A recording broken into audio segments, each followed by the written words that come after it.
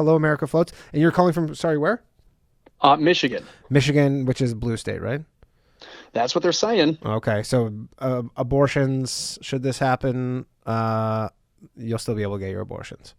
No. So that's actually why I wanted to tell you. So Interesting. Michigan is one of these states where we had an abortion ban in 1931. So right now we have a nearly complete ban on abortion in the state if Roe v. Wade is repealed. Really?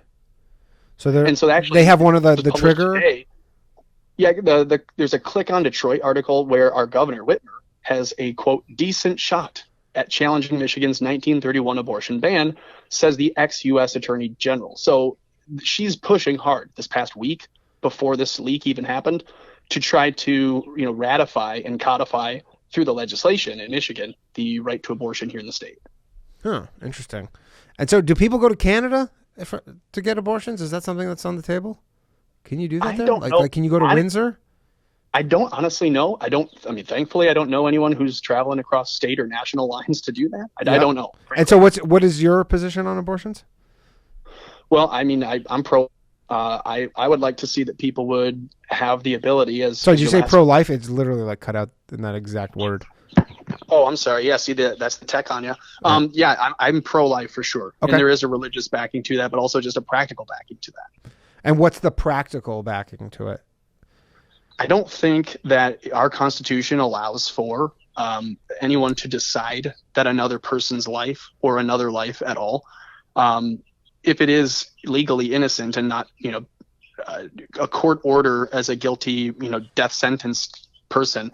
I think that there's no reason that our Constitution or that our legal system would allow for someone to just kill another person. Like we already have. Is the death penalty in the Constitution somewhere?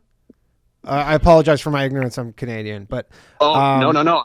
I'm right there with you. I'm American. I don't believe that there is a death penalty outlined in the Constitution, but you have the right to life, the right to pursuit of happiness. Those are actually enumerated in the Declaration of Independence. A lot of people think they're in the Bill of Rights. Yeah. But no, there's no death penalty outlined in the Constitution that I'm aware of.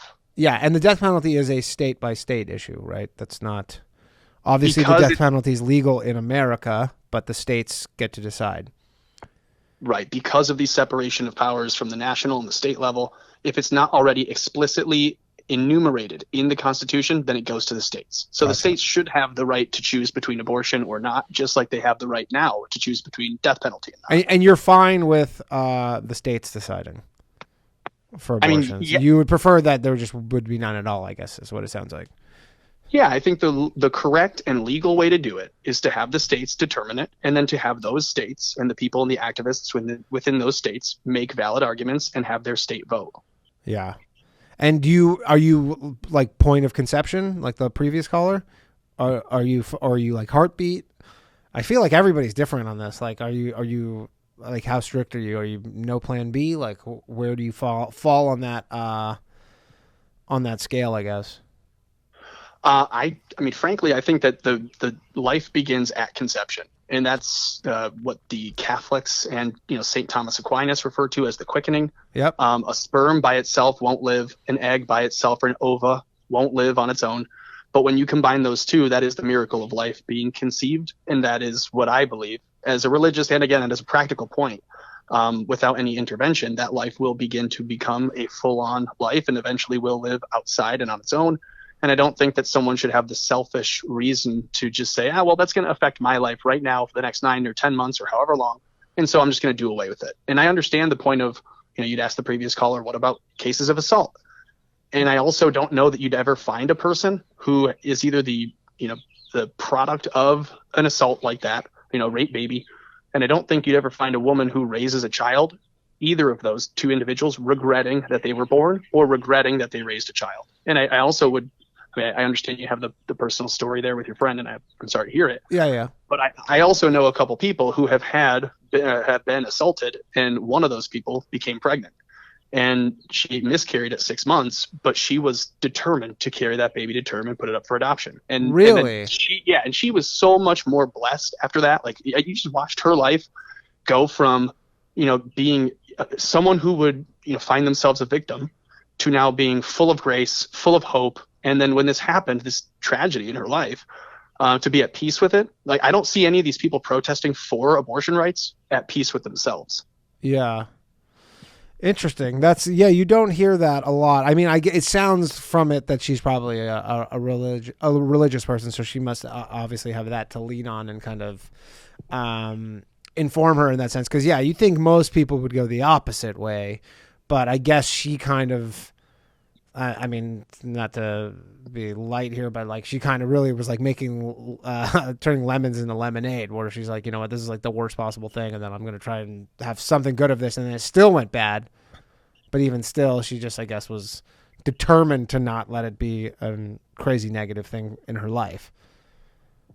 Yeah, well, and just to add to that, she actually isn't a very religious person. Oh, she's not brought up in a religious, not brought up in a religious household. Father was on and off drugs and not in the home. Mom was working all the time just to make ends meet. So like, she didn't have the firm traditional upbringing that I would have had. And she definitely did not go the same way I did in early part of adulthood. But man, is she, working now. And I got to think of like, God deals you hard tragedies in your life and gives you some suffering. And that is to see God's love for you, because you're not going to die on a cross or die in any other way that he wouldn't have you do. And maybe this is sounding too preachy, Danny. I apologize. Yeah, it's okay. It's okay. I mean, I like hearing the range of opinions on this. Like, I'm not a religious person at all, but I mean, I'm interested in hearing what people think about it. I mean, that's kind of the point of the show. It does seem to me like when you watch these clips from some of these people protesting outside the court building today and last night, you can see, well, it doesn't look like they would have any no belief in a higher power. They believe they themselves are a creator. They believe they themselves get to determine life and death. And I think that is a pretty godless way of living. So whether or not you even agree with religion, I mean, they're definitely not religious. I mean, that I think is fairly cut and dry. They're not religious people.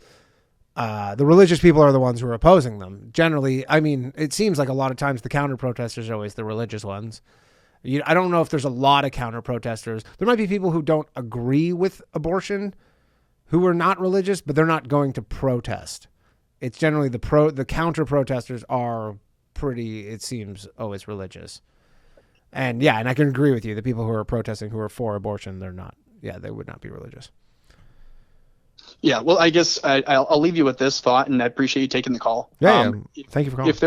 If there are any people who are considering, whether or not they even have an opinion on this, I would hope that everyone would pump the brakes a bit before they determine without knowing, because we constantly talk about settled science. Hillary Clinton today says this is 50 years of settled law, and there's no such thing as settled law. There's no such thing as settled science. Everything evolves, and where there's hope, where there's life, there's hope. So I have to think, if we have hope at all for the country, it'll start here with fixing, our respect for life. Yeah. Okay. Cool. Well, thank you for calling in. I appreciate it. America floats, everybody. Thanks, Danny. Thanks, buddy. Bye.